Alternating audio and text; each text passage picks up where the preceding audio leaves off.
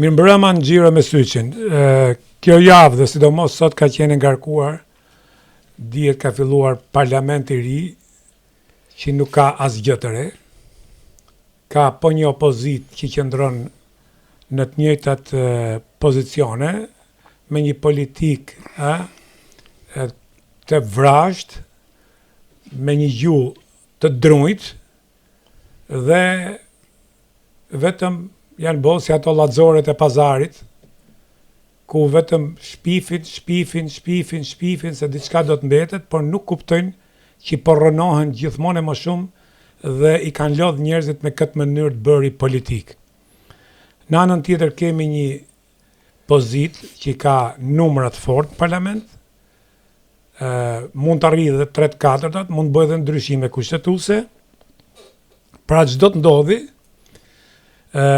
janë prish koalicionet para zgjedhore që hynë në zgjedhjet e 11 majit bashkë, siç është prish koalicioni Shqipëria bëhet, me Adretik Llape dhe Endri Shabanin.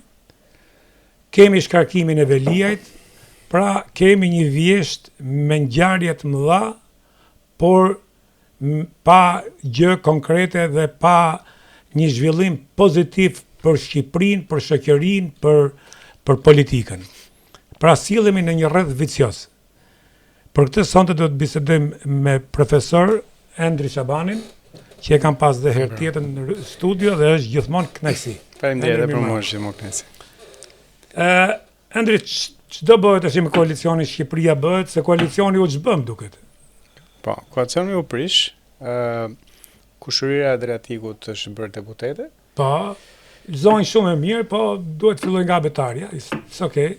Nuk e njoh, ti më Jo, nga çka kam një gjuhë, nga mënyra se si artikulohet, ishte megjithëse shumë për dëshiru, dhe më fal që po të pres dhe nuk është vetëm kjo, por është botë të merr, ato gjithë janë njerëz shumë mirë, por unë nuk di një vend, ju keni qenë në Angli, keni qenë dhe në Amerikë, unë kam jetuar 30 vjet, një njeri që të vi të hy në parlamentin e një vendi pa një profil politik, që si thot as i gjosh shoqërisë.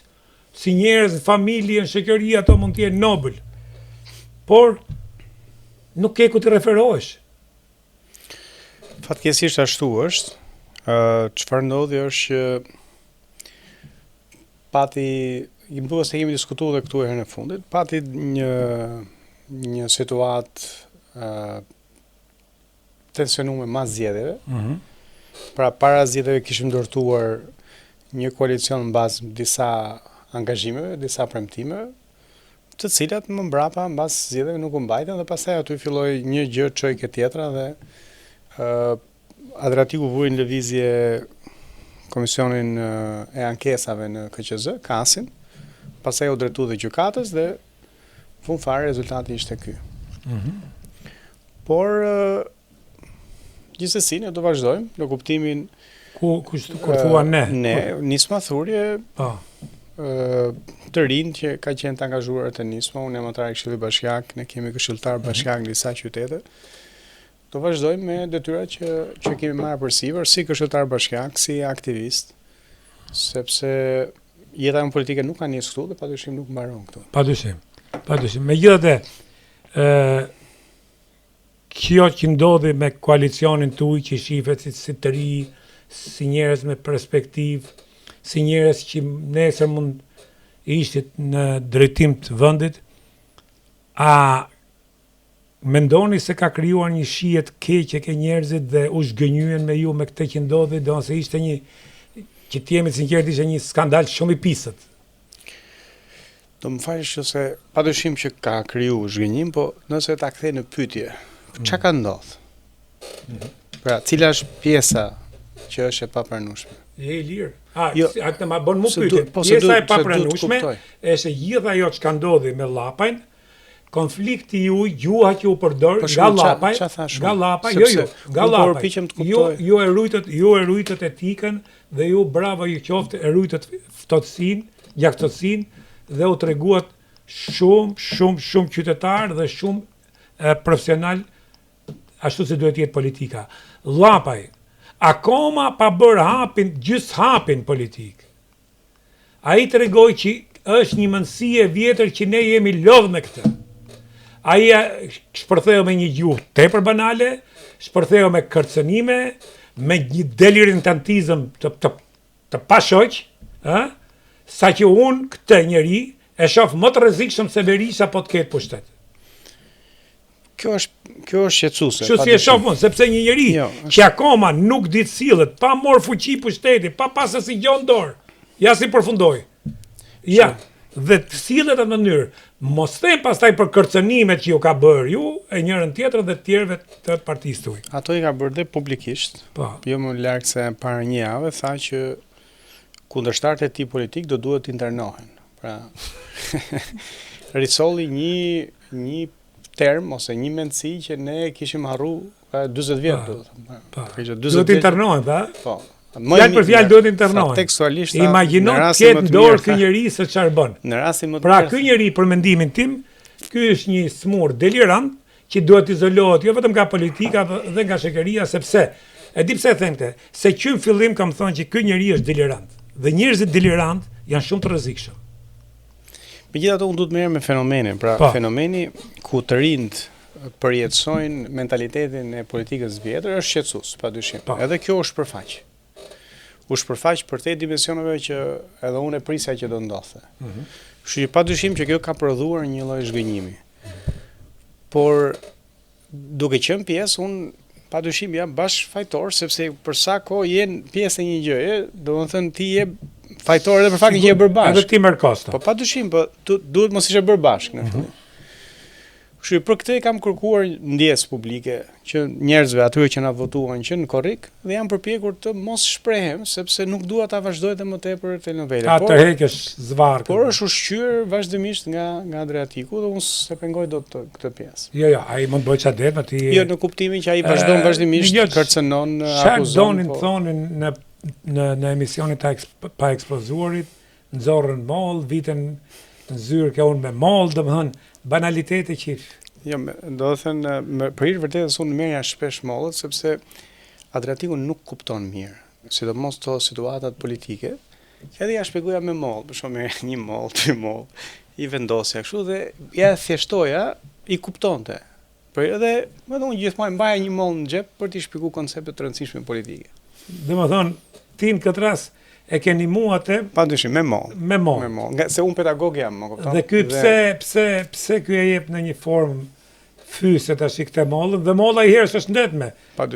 Kur thonë e kanë shpreh Apple a day Dr. Way. Një moll ditë doktori problemi është që i dhash më shumë moll dhe unë si doktor. Ja dini jo tas ka qenë që i pas ka dhënë moll, okay. Si është shef tash të ardhmen e partisë tuaj?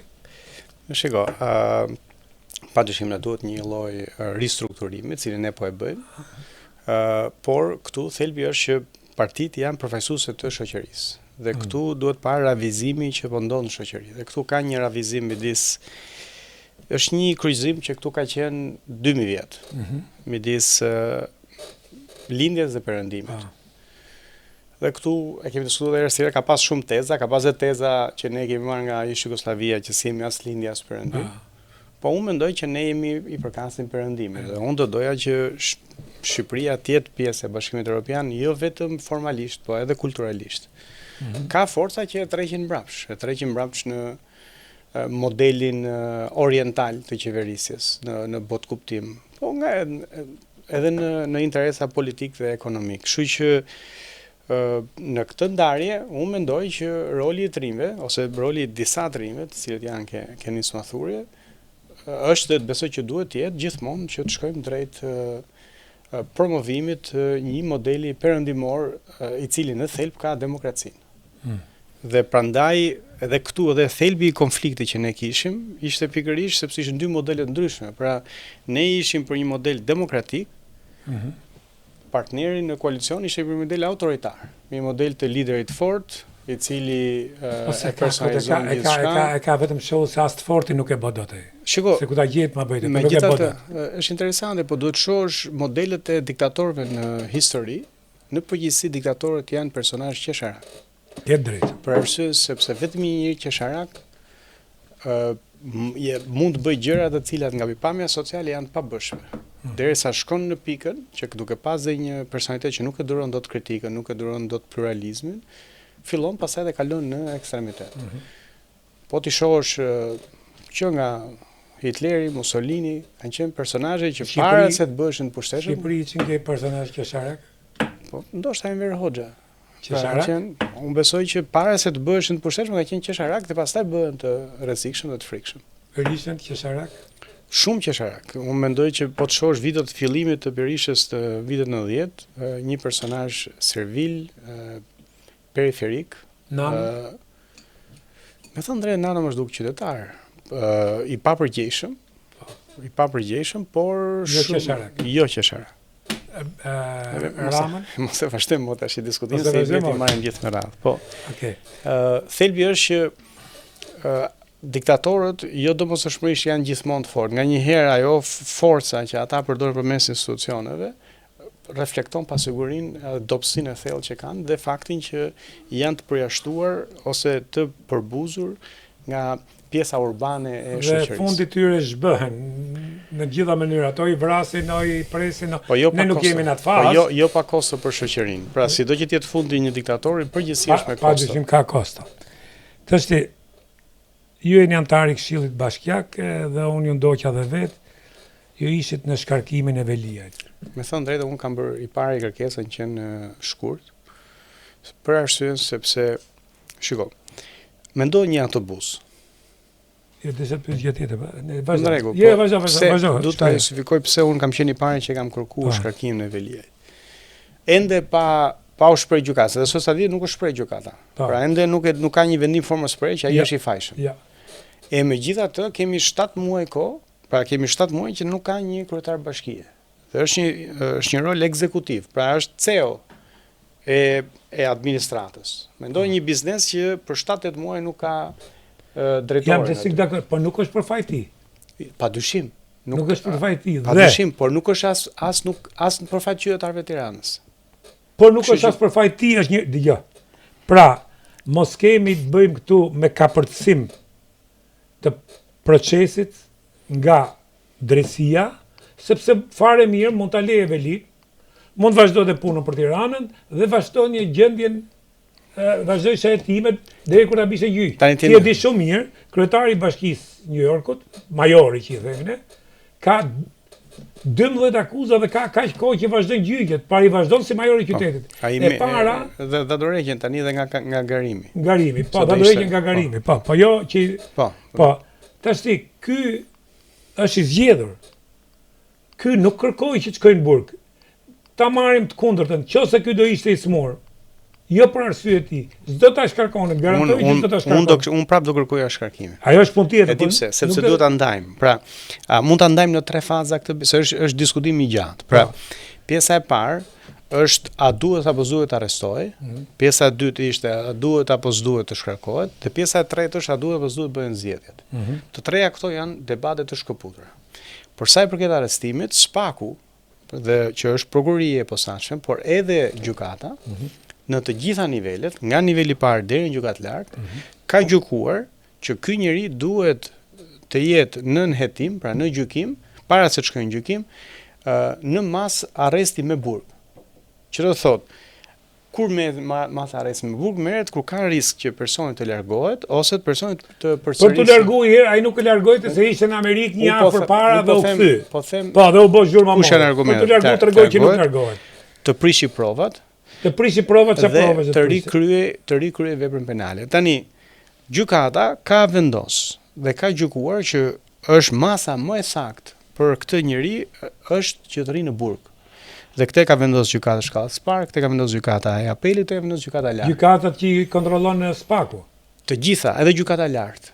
Pra, të gjithë niveli i gjyqësor ka vendosur që mënyra më e mirë për ta hetuar këtë njeri është me arrest me burg. Tani, dakord. A hym në diskutim, bim dakord, është unë mendoj që drejtësia hetimet marrun.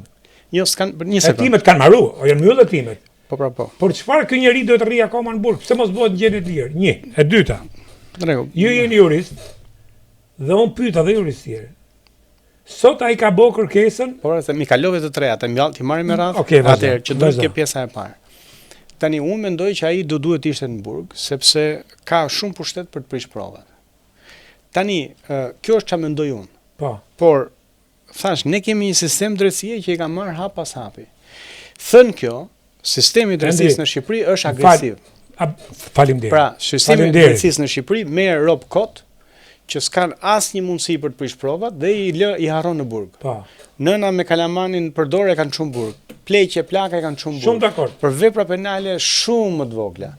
Dhe ky është sistemi i drejtësisë që ne kemi, reflektohet dhe ke kryetari i bashkisë. Po ky është sistemi i drejtësisë. Pra prokurorët janë bëjmë një vendim politik këtu kombinuar me ose me qarqe politike, se nuk them vendim politik, po me qarqe politike që janë lidhura me Spakun dhe janë, ne i dim, duke filluar që ke prokurori Veliak. Mënyra që është përdorur, jeni prokuror vet, ju folet për etikën, ju folet llapa, çfarë nuk e tha juve, nuk i përgjigjet me të njëjtën monedhë. Si mundet një prokuror përdori një gjuhë të tillë në sallë gjyqit? Tash ti ke eksperiencë dhe jashtë. Pra, mos kërkojmë një krah dhe kërkojmë engjet një krah dhe djajt në krahun tjetër. Po them, pra ne djallin e kemi hapërdat gjitha ne. Spaku është represiv. E gjithë prokuroria janë represiv. Dakor, tu marron për mua. Fakti që është represiv është i pa drejtë dhe i pa aftë për të marrë vendime të qarta dhe të sakta. Ideja është kështu, pra duhet ndar hetimi nga gjykimi, sepse ai mund dënohet edhe 10 vjet burg. Mund dënohet edhe thjesht me shërbim prove. Mund dënohet edhe dali pa fajshëm. Mund dalë pa fajshëm. Pra nuk është dhënë akoma dënimi. Spaku masa e parë që merr është burgu, para se faset mendohet a duhet apo s'duhet. Por në rastin konkret ka kaluar të gjitha nivelet. Megjithatë, thash, ky nuk është një problem i një njeriu, ky është një problem i sistemit të drejtësisë Shqipëri që është represiv. Kalem tek e dyta. Fakt ju e dini shumë edhe Kosova bile se ka, edhe perëndimi. Gjykata nuk i jep urdhër arresti pa pru prokurori provat bitë që ky njeri. I ka çu pra. Po jo, pra nuk i kanë për të. Përderisa ata kanë marrë këto vendime, unë mendoj që kanë shumë. Por vendimet, se ti tash i fole për atë që tha për internime, vendimet kanë marrë gjithë jetën këtu ne. Unë po them se si proces, se ne, qoftë për Ilir Metën, që unë nuk kam simpati, por se duhet bëhen ato mënyra se sido që jetë, statusi që ka pas president, ministri. Po jo, edhe me qenë qytetar i zakonshëm, pra ti nuk mund ta fuzesh në burg si masë e parë. Pra burgu duhet të jetë shumë si masë, pra gjatë hetimit. Pastaj në fund mund të jetë dënimi me burg, është tjetër gjë. Ora mund të jetë për jetë dënimi. Por gjatë hetimit duhet që burgu të jetë shumë i rrallë. Në Shqipëri burgu është masa kryesore. Pra ai të futi në burg, pastaj heton çka ke boti. Faleminderit, të futi në burg, pastaj heton çka ke boti. Që këtu kjo domethënë nuk është drejtësi. Kjo duhet ndryshoj. Ti duhet, po pra më rregull. Kjo duhet ndryshoj, por duhet ndryshoj për njeriu i zakonshëm një herë, pastaj pa dyshim edhe njeriu zakonshëm, çdo njeri është njeri mër. Pikërisht. Çdo njeri është njeri dhe ti e di shumë mirë që më mirë një i fajshëm jashtë, 1000 të fajshëm jashtë se sa një i pafajshëm brenda. Domthon ti jetën e njeriu merr në qafë dhe ka ndodhur në Amerikë, ku janë dënuar 30 vjet dhe kanë dalë pastaj në çend. Ka ndodhur në çdo vend, kështu që ne këtu kjo duhet të ripar. Pra këta po merren me kodin penal. Represiv 1. Arrestojnë pa bë hetimin 2. Atëherë çfarë do modi? Unë mendoj që këta duhet merren me kodin e procedurës penale për të krijuar kufizime prokurorin që prokurori mos sillet si hetuesët e kohës së diktaturës. Pra si inkvizitor. Kjo më shqetëson, pikërisht kjo që thotë tash. Kështu që kjo duhet ndryshoj, por kjo nuk ndryshon kodin penal, kjo ndryshon kodin e procedurës penale që këta ende nuk e kanë hapur si debat. Pra ajo duhet ndryshoj dhe duhet kufizuar pushteti i prokurorit sepse janë shumë agresiv. Eksakt këtë deshat. Tani, kalojmë. Pushteti i prokurorit është bërë si prokuror të Kotën Verogjës, ku prokurori vendos gjithçka. Pikërisht, prandaj ajo duhet ndryshoj. Kur ishte vendimin prokurori Kotën Verogjës, gjykata ose e ndrejte, e çojte në maksimum ose e lete ku ishte prokurori, kur në ulte më poshtë. Ajo është pasaj ku është sistemi inkuizator, akuzator, por problemi tjetër është dhe mënyra se si mblidhen provat. Pra ti s'mund mbledhësh provat duke shantazhu pandehurin. Kam dëgjuar raste kur prokuror përdor informacione private për të shantazhuar panderën. Jo, ma e ka shantazhuar Velia në sallë gjyqit më burr. Nuk e di. Po sallë gjyq, po janë të regjistruar më zotëri. Tani ata e mohojnë. Çfarë do ata mund ta mohojnë? Çfarë bëjnë ty? Po janë të regjistruar tash i ka do të qisin ata. I kanë provat. Nëse i kanë do të nxjerrin. Domthon vetëm e kaq ti e njeh etikën Kalim ke faza e dytë e diskutimit. Kemi një kryetar bashkie që për fajt të tij ose jo nuk e ushtron dot detyrën. Dakor? Tani problemi drejtësini ka ky. Nuk e ka qytetari i Tiranës. Ti s'mund ta lësh bashkinë pa kryetar bashkie 2 vjet, sepse ai gjyq ka për të vazhduar. Ai më vazhdon edhe 5 vjet. Ti s'mund ta lësh 2 vjet tani sepse kryetari i bashkisë e ka marrë prokurori. Tani me të drejtë, pa të drejtë që e ka marrë prokurori, këtu është kriju një vakancë. Ai mund të ishte smur, ai mund të bëjë gjendje kome. Ai mund të arratiset, mund ta marrin peng, por ne nuk mund ta lëmë bashkinë pa kryetar. Kështu që ndërkohë që ai zgjidh problemin që ka me drejtësinë, këtu duhet zëvendësohet tash një autobus futet në kryqëzim. I vjen policia i thotë e fut me të kuq. Ai thotë jo jam fut me jeshile, policia e merr. Me drejt pa drejt e merr policia çon rajon. Çfarë do më ndalim autobusin aty? Tash njerëzit duhen çu diku. Do duhet vi një shofer tjetër të marrë autobusin, pastaj ai nëse deli pafajshëm të marrë dëm shpërblim. A di se sa njerëz janë shkarku padrejtisht nga puna këtu, edhe marrin më mbrapa dëm shpërblim. Dëm shpërblim e di. Pikërisht për kjo. Pikërisht kjo. Ai mund shkarkohet drejtori bankës ai që fullani. Doli mori shpërblim me këtë. Unë po them njerëz zakonshëm në punën civil. Po, drejtori civil ka shumë janë miliona dollar që po japin dëm shpërblim. I shkarkojnë pa se nuk kemi drejtësisht, se nuk kemi ne një kodin e administratës, si mund të quhet. E shkel ai drejtori, kur vjen puna, ai shkon e fiton gjyq, edhe merr dëm shpërblim. Skemi nëse ne administratën e trajtojmë si çet banditësh.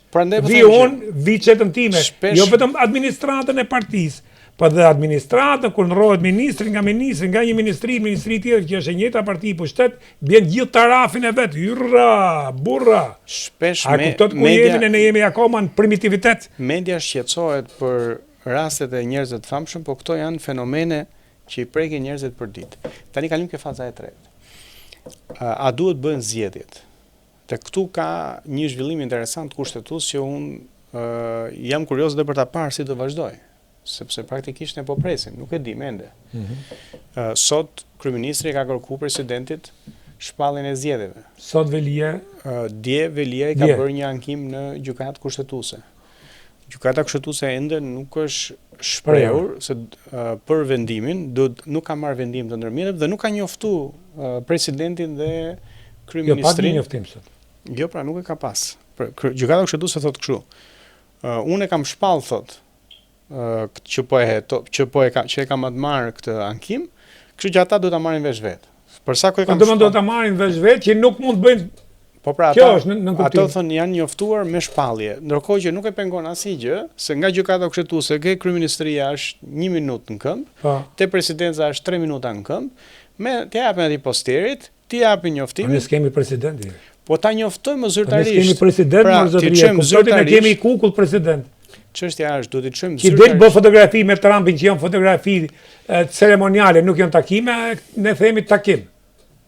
Po s'është takime drejt që e hëngër se i dim tash.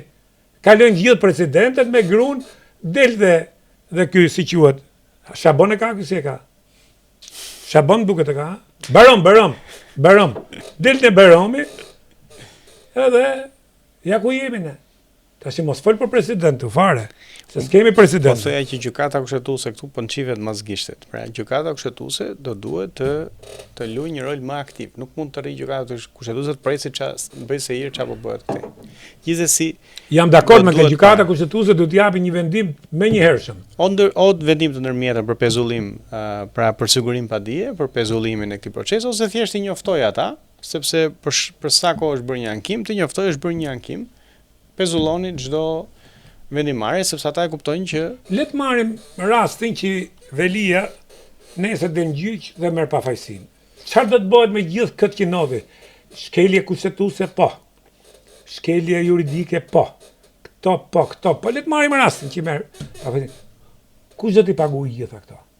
Dhe kur do të mësojmë ne që sillemi në mënyrë institucionale dhe të respektojmë institucionet? Kur do të mësojmë ne se unë tash po them ju jeni jurist, mund të thënë jurist gjykatës me pesë, më thanë që në momentin që Velia ka bë kërkesën, nuk mund bëhen zgjedhjet parakoshme. Ai njihet akoma si kryetar. S'është i zgjedhur më valla. Shiko. Hiqet o me dorëheqje ose kapet në rast flagrant që po vret njeria, çfarë po bëhet, nuk e di. Ka disa raste dhe një nga rastet është kur mungon në detyrë pa ndërprerje për 3 muaj. Dhe kur ai nuk paraqet në detyrë për 3 muaj, Këshilli Bashkiak i propozon Këshillit të Ministrave shkarkimin e tij. Ky është rasti. Pra Erion Velia ka munguar në detyrë për rreth 7 muaj. Këshilli Bashkiak u mblodh dhe vendosi shkarkimin e tij duke i kërkuar Këshillit Ministrave që të shkarkojë. Nuk ka munguar në vullnetin e vetë mërti, është një soi sikur unë të kap ty handicap tash. Peng, të marr peng. Edhe në çep diku çafaj ke ti që s'parakitesh në punë. Drejtori i spitalit. E marrin drejtori i spitalit pa drejtësisht, e marrin peng. Pa drejtësisht. Çfarë do bëjmë? Do e vëmë drynin e spitalit, do e lëm pa drejtor.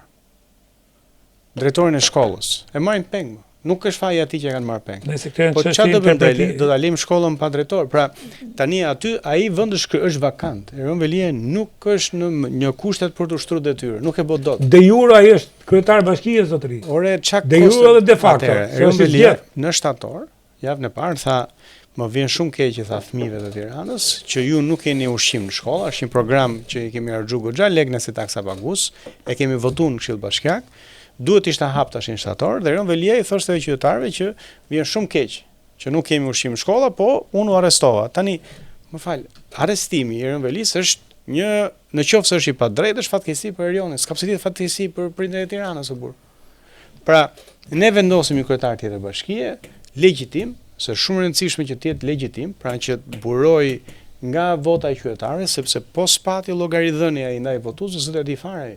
Një kryetar bashkie që nuk është votu, edhe që nuk kam plan të votohet, është i shkëputur nga përgjegjësia politike. Çfarë mendimi ke për gjithë atë farsë që u bën në Bashkinë e Tiranës? Cila është farsa? Farsa është qoftë këto të bashkisë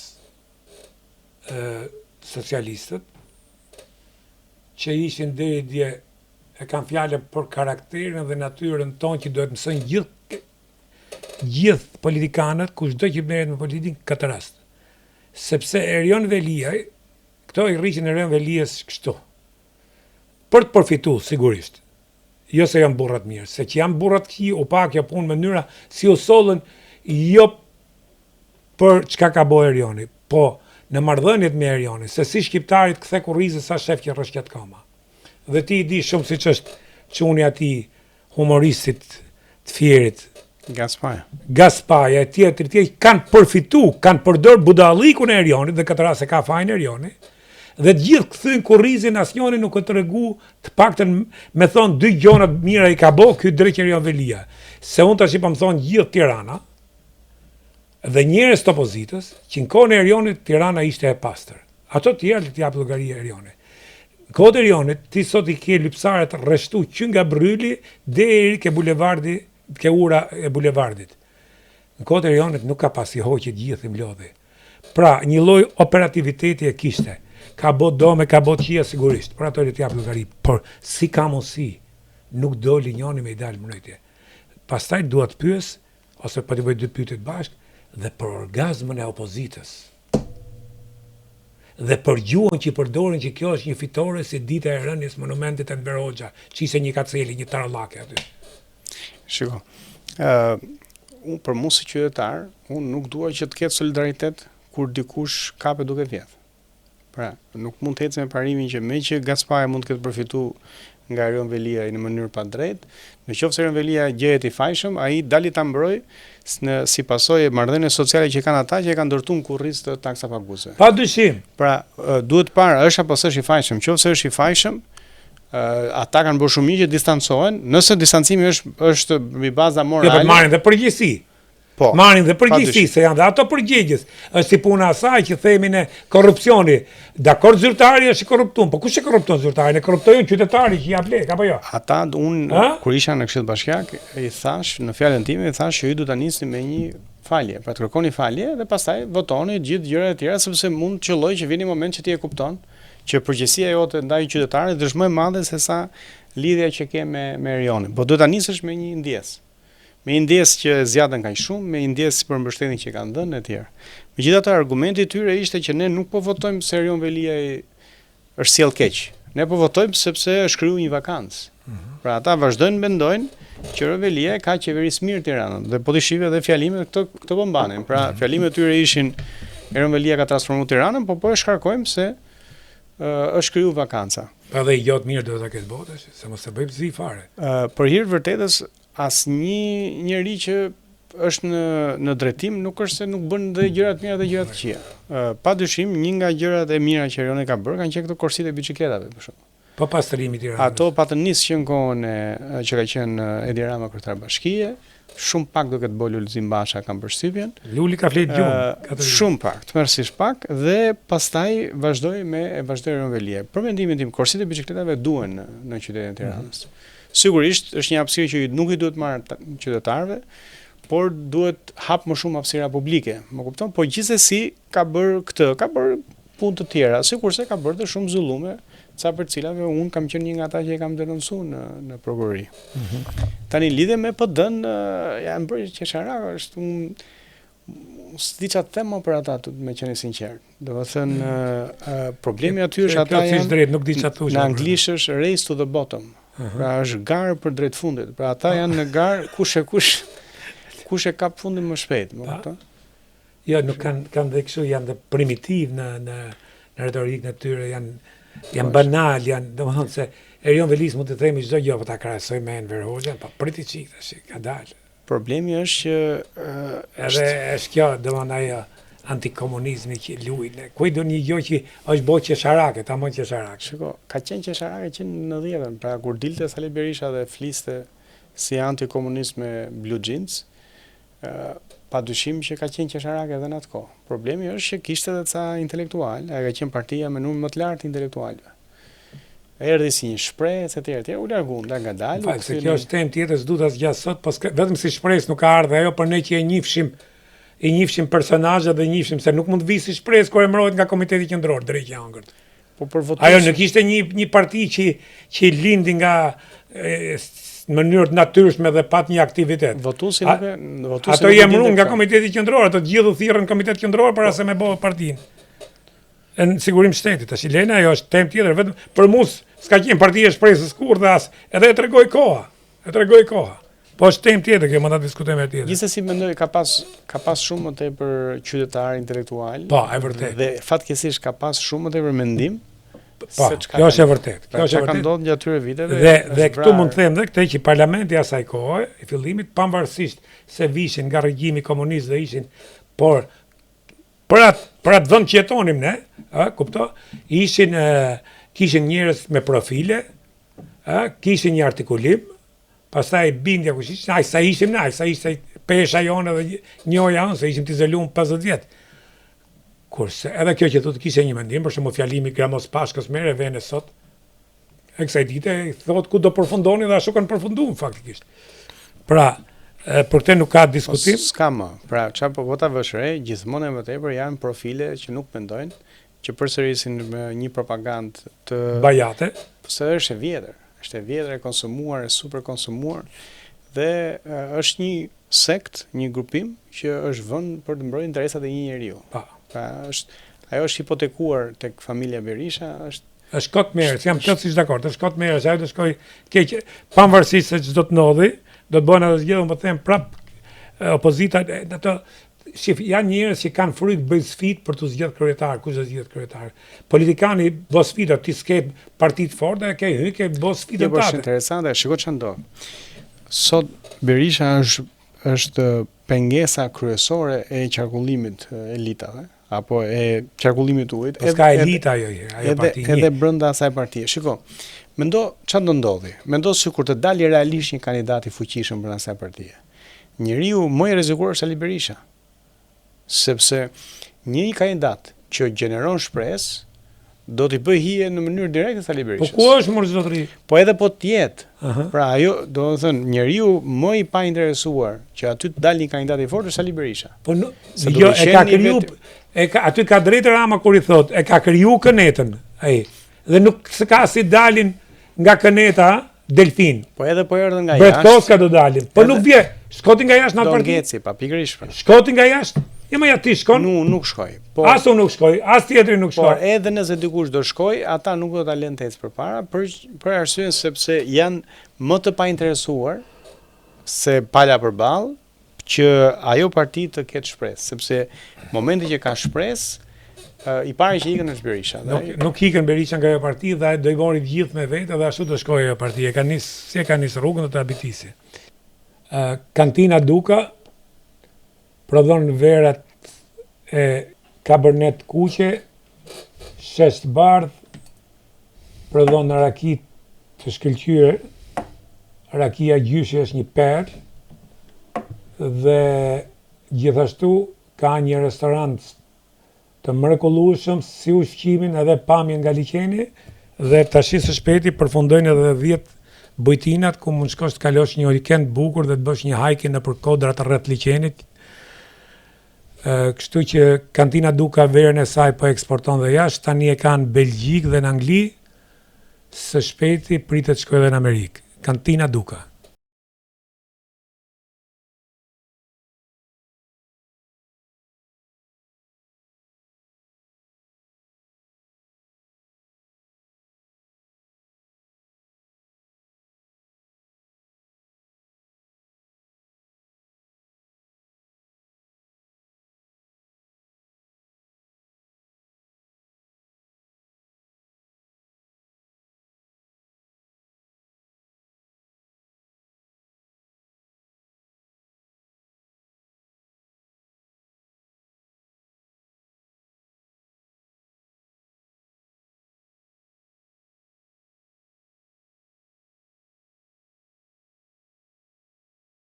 Tashi, Endri, si e parashikon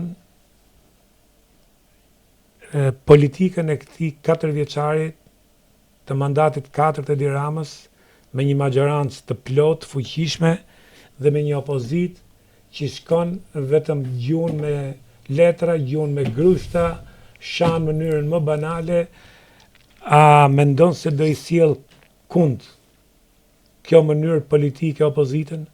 Shiko, Sali Berisha dhe PD-ja janë e shkuara. Është diskutim, është merresh, do të thënë ata vlen vetëm për si analizë historike. Edi Rama është në një situatë ku nuk ka qenë askush në këto 34 vjet, ku ka një, e thatë edhe në fillim, ka një shumicë të cilësuar. Pra ai mund të ndryshojë kodin penal, mund ta bëjë këtë emision ilegal, janë në Shkëmbur, ose se besoj që do arritë. Jo, po them, formalisht e ka këtë drejtë. Pra formalisht i ka votat. Do ishte mirë ta bënte fakt. Ka votat për të ndryshuar kodin penal. Nuk e ka pas kur askush. Në mas kushtetues, pra mbas u miratu kushtetua në 98-ën, në ato fillim viteve 2000, opozita kishte gjithmonë presidentin, prokurorin e përgjithshëm, avokatin e popullit. Pra formalisht edhe atëherë, po kishte, i kishte, nuk ishin direkt opozitës, po nuk ishin as pushtetit. Po. Më kupton? Ishin pushtetit, si i kontrollonte Berisha. Çin s'ka kontrollu? Bamir Topin s'ka kontrollu. Lallën, po, Bamirin, po.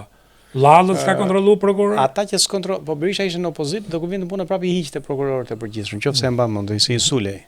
Po nuk ka rëndësi. Thelbi është që kishte mekanizma kontrolli. Sot Edi Rama e kontrollon vetëm ndërgjegja e vet. Pra, nëse le të themi nuk e bën këtë emision ilegal, nuk është se ligjërisht nuk e bën dot. Por ka ato kufizimet e veta dhe ka përgjegjësitë ndërkombëtare. Pra, opozita më e madhe sot është Brukseli. Megjithatë, unë mendoj që ne do duhet të ndërtojmë institucione të konsoliduara, të cilat të mos jenë në mëshirën e ndërgjegjes së Edi Ramës, sepse në një moment ai mundet që të vendosi diçka e cila mund të jetë shumë vështirë që ta pengojë si partia vet, si parlamenti, si ekzekutivi që janë kabineti vet qeveritar. Kështu që historia tregon që vetëm balanca institucionale mund të gjenerojë kushte për demokraci. E tjetra është shumë vulnerabël, sepse nëse Edi Rama ikën nesër, pastaj kush do i qeverisi nga PS-ja? Kush do i qeverisi nga PD-ja? Pra, ne na duhet të ndërtojmë institucione që dalin përtej jetës biologjike të një njeriu. Ke plotësisht drejt teorikisht, praktikisht. Si ka mundësi? 36 vjet po bëhen. Ne akoma nuk jemi të aftë ndërtojmë institucione minimalisht të jenë të ke pavarësinë e institucioneve, check and balance, që të funksionojë një minimum demokracie. Minimum funksionimi institucional. Ka filluar me sistemin zgjedhor kjo punë. Pra, sistemi zgjedhor, ligji i partive politike ka fuqizuar jashtëzakonisht shumë kryetarin e partisë, duke fuqizuar kryetarin e partisë, gradualisht ka fuqizuar atë që merr majorancën, pra që ka numrat në parlament, edhe kështu pastaj dal nga dal ka shku kjo punë, dobësimi palës përballë, dobësimi i strukturave shoqërore, se këtu nuk është e dobët vetëm Partia Demokratike, këtu është dobët edhe shoqëria civile. Këtu është e dobët edhe Endri desha ta bëj këtë pyetje. Pra, ne drejtojmë gishtin. Mos i prodhojmë ne vetë si shoqëri këto njerëz. Çfarë përgjegjësie kemi ne si shoqëri? Mor Endri, se mos bë gangren kjo puna plenave. Isha në Greqi, isha në Maqedoni, isha në Malzi, në Ulqin ku janë shqiptarët, lëkurat e Shalqinit në rrugë. Pas tërti model nuk shif se i ka zonë plena shtapët. Përse ndodh kjo, ke ne? Në Kosovë ishte më mirë se ne, po prap i bret krahasu me këta. Ke neve, kanë morë plenat rrugët. Unë isha me 2 Amerikanë këtë javë, a i tha nuk e kuptoj se tash nuk është sezon përse plenat hap në jalën e milionerve, dhe të fisnik dhe këtyre të aristokratëve të ri, që janë bë mas 90-s që deri dje fshishin, qyrët me mongën e xhaketës dhe sot na vjen shamia në xhep. Plenat hap rrugës, po të them. Aty ku Zamirmane ka bë miliardat e milionat, dhe tash i blen Fevziu na e paraqet për një hotel që pas ka bler në Vjenë, dhe nuk flet që ka zonë deltën aty në palas, apo shkatërimin që po i bën parkut Korçës ku ka qenë kampi punëtorëve. Pra ku është shoqëria? Ku o media që nuk në zonin për këto? Ke pa media ti? Në herë zonin? Shkruhet artikull për Zamirmane kam provu kurris. 5 gazeta e vun për 3 ore hoqën. Pra, a është kjo shoqëria pa përgjegjshme? Lene me një njeri është natyra njerëzore, është kushdo që të vijë pushteti është i poshtër shumë. Po kjo shoqëria jonë, që vetëm qami dhe vetëm drejtojnë gishtin. A ka në i përgjegjësi kjo shoqëri? Ore për ambientin e vetë, pse si udhë plenat në gazon?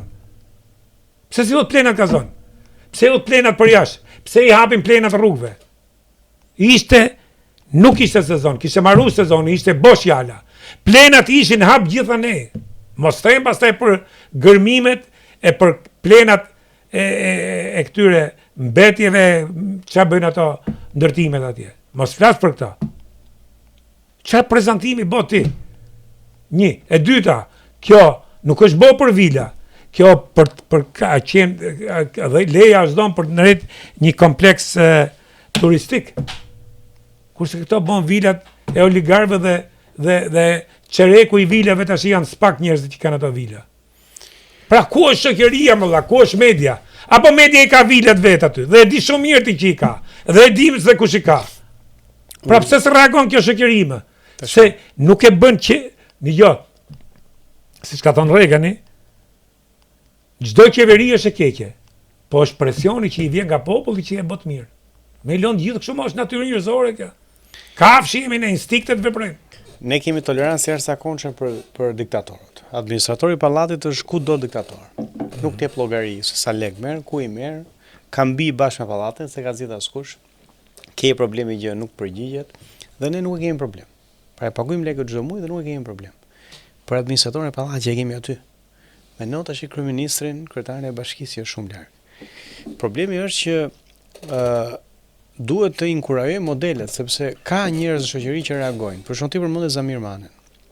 Unë kam çuar spak Zamirmanen bashkë me atë oligarkun tjetër të pllakave tek për Vlora Marinën. Jo vetëm që s'e dha asnjë televizor, nuk e dha asnjë media. Hajde që unë valla kur dush. U fshi lajmi. Kjo është pjesa e parë. Pjesa e dytë, ashtu siç ka ndodhur dhe me artikullin tënd, që ti shkrove atëherë. Pjesa e dytë është kë inkurajojmë ne. Sepse biznesmeni i pllakave u votu. Dhe unë besoj një pjesë e madhe e njerëzve më thoshin bravo, bravo, nuk më votuan. Pra, tani unë mendoj që në shoqëri ku votu ky biznesmeni i pllakave? Po i biznesmeni i pllakave ka parti, se është vjerri i Tom Doshit, më kupton? Kush është ky më? Ky se Brunes, që ka pllakat. Po. Ai është tek Vlora Marina, është bashkë me Zamirmanen.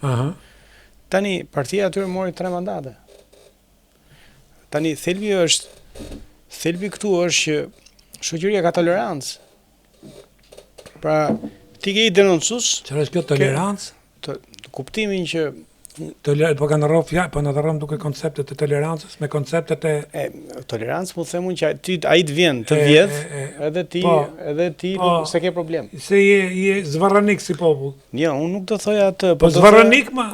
Derisa e pranon që të vjedhin, të rrajnë, të mysin. E di pse them unë tolerojmë, sepse në Francë të marrin zvarr. Po këtë po them. Po pra, nuk to toleron. Derisa më thoni fjalë tjetër, po s'po e them.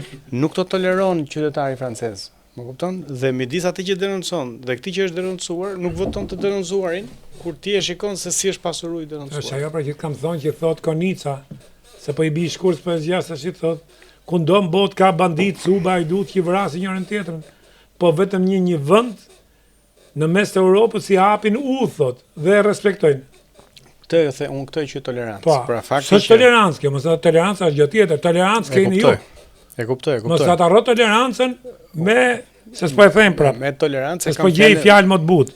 E kuptoj, pra sepse jo në kuptimin pozitiv fjalës tolerancë, por kuptimin që ne nuk reagojmë. Jemi të papërgjegjshëm burr, nuk kemi përgjegjësi komunitare më rendri. Shiko, përgjegjësia komunitare ka dhe një gjë. Këtu ka pas shumë mobilitet. Pra kanë ardhur nga fshati në qytet se për shkak të emigrimit. Tani ka i diferencë. Gjyshet e mi para 100 vjetësh kanë ardhur nga Zallherri në Tiranë. Më kupton, këto janë procese krejt normale. Por çfarë ndodh midis fshatit dhe qytetit? Në fshat ke gardh.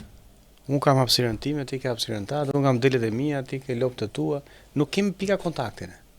Në qytet ne jetojmë bashkë. Jetojmë i pallat, jetojmë i lagje, jetojmë i ashensor. Ishan Valbon më rendri. Ky oligarku tjetër, si e ka emrin? Që ka turizmin e Valbonës. Si njohun këta, po që ka këtë më Insikun, se harrova emrin. Insikun apo Sigale? Sigale na Insikun. Sigale dhe ke ky Ponari. Avni Ponari. Legje kishte shkatarruar herë. Sepse ndërtimi. Ai e ka atë atje? Po, ai e ka atje dhe nuk bëhet morzotni në Valbon, nuk bëhet me mermer edhe me vetrata xhomi turizmi, se do të shkosh në përshtatje me natyrën. Ai në 86 në bëhej turizëm, kod komunizëm bëhet me drum dhe me gur. Këto e rrafshun e bën si 15 kaçi. A e kupton çai ignorantësh janë? Ai do të bëhet me gur, me drum, me tegla guri biles për patnosikit të përshtatë si e bëjë gjithë bota, ti ke qenë, unë kam qenë, çdo njeri ka qenë tash, dhe ai ka qenë. Pa ai që thot truni, sa ai di. Diçka që dush, ku nuk e kem trun, e ka bo për i bret, nuk po them pasaj për ndërtimet e betonit, e për hecet që ka bo Berisha atje, që e kanë shkatërru Valbonën, kanë shkatërru edhe mikroklimën, kanë shkatëru, nuk e gjemo peshkun e troftës, se kanë fut Valbonën në tub si me qenë lana Tiranës. Me që të fusin tuba lanën e Tiranës, kanë fut në tub Valbonën. A e kuptoti që kafshëri është kemi ne, dhe nuk reagon njeri dhe vazhdojnë. Dhe desha të them ke plenat. A i ka i lek, si ka mundësi për para turizmet, mu në Valbonë, hudh plenat e hotelit, e dreqit, e birit, e kujtun që ishin atje. Garrumut plenash. Me kanoqe Coca-Cola e me gjithë. Nuk kanë djeshmëri, janë njerëz që nuk kanë djeshmëri. Se ashtu janë rrit. Po do duhet kohë për të zhvilluar ndjesinë e të jetuarit përbashkët. Kur më masi ta qisim këtë vend jashtë përdorimit? Ç'duhet ndjesia atëherë kur e ke qitë jashtë përdorimit, ti already e ke jashtë përdorimit. Normalisht demokracia ka lind në qytete, sepse qytetet janë hapësira përbashkëta që duhet marrin vendime. Kjo është fatkeqësia. Pra emigrimi i madh dhe lëvizjet demografike prodhojnë edhe këtë. Dëmtimi i strukturave sociale për shkak të komunizmit, edhe ajo ka dëmën e vet. Kështu që nuk është kollaj që Shqipërinë të ndërtojmë gjë nga hiçi. Prandaj më shumë përgjegjësi sa populli kanë elitat, sepse elitat e kanë pas mundësinë që edhe ta kuptojnë situatën, edhe të lëvizin më shpejt se sa shoqëria. Po elitat kanë punuar në të kundërt, në fakt, një pjesë e madhe e atyre që ne i quajmë elita, në fakt nuk janë. Nuk kemi elita, kemi diskutuar këtë. S'kemi elita. Megjithatë ne do bëjmë tonën, ai sa kemi mundësi s'kemi. S'kemi elita dhe nuk kemi shoqëri, nuk kemi përgjegjshmëri si shoqëri dhe prandaj nuk kemi edhe shoqëri civile. Ti e di shumë mirë këto fondacionet se çfarë janë monstra e njësoj si politikanët, i përdorin ato paret e fondacioneve për të vjedh, për të pasuruar, këndërtu gjithë vila, kaq harroje tash këtë punë. Po paktën ti themi që mos jemi të qetë me ndërgjegjen tonë. Se kuptoj që gjos kemi të rregulluar. Pyetja fundit Henri për Kosovën, çfarë mendon sot gjykata kushtetuese mori atë vendim që mori? Albin Kurti vazhdo me kokën e tij. Kush është mendimi juaj për Albin Kurtin dhe rruga që po shka Kosova? Ka një izolim ndërkombëtar, State Departmenti kishte sot një deklaratë që hidhte poshtë gënjeshtrat e Albin Kurtit që kemi bërë bisedime për strategjinë për këtë. Shiko, kjo është një temë që do ndoj shumë kohë që ne ta zbërthejmë, po mu vjen keq që situata në Kosovë është ashtu siç është. Shpesh Kosova ka qenë shembull shumë i mirë për Shqipërinë. Tash jo, ma? Jo, në këtë situatë jo, për shumë sistemi zgjedhor në Kosovë është i jashtëzakonshëm. Ne po të kishim atë sistem zgjedhor këtu, situata politike këtu do ishte shumë më e mirë se ç'është. Ka disa gjëra që mua më pëlqejnë në Kosovë, qoftë nga populli i Kosovës, qoftë nga skena politike. Në këtë situatë s'ke çfarë pëlqej. Kjo situatë nuk është për të pëlqyer dhe unë dëshoj që dikush e pëlqen. Pra është një ngërç që duhet ishte zgjidh. Kush është përgjegjës? Po aty është komplekse situata. Pra padyshim që kur e shikon nga larg, Albin Kurti është personi kryesor që ne shohim edhe e bëjmë përgjegjës atë, po aty është një parlament i tërë, është një parti, është një situatë dinamike. Në parlament është një realitet në qëndrimin me ndërkombëtarët, a duhet të ishte më diplomat dhe më bashkëpunues Albin Kurti, nuk shtrohet problemi ke drejt as ke drejt. Qa fuqie ke ti për të marrë drejtën tatë të kur ti varesh nga ndërkombëtarët, ti ke akoma ke atë të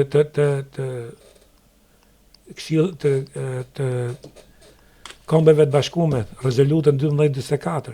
E ken fuqi akoma. Shiko, pllaka është kthy.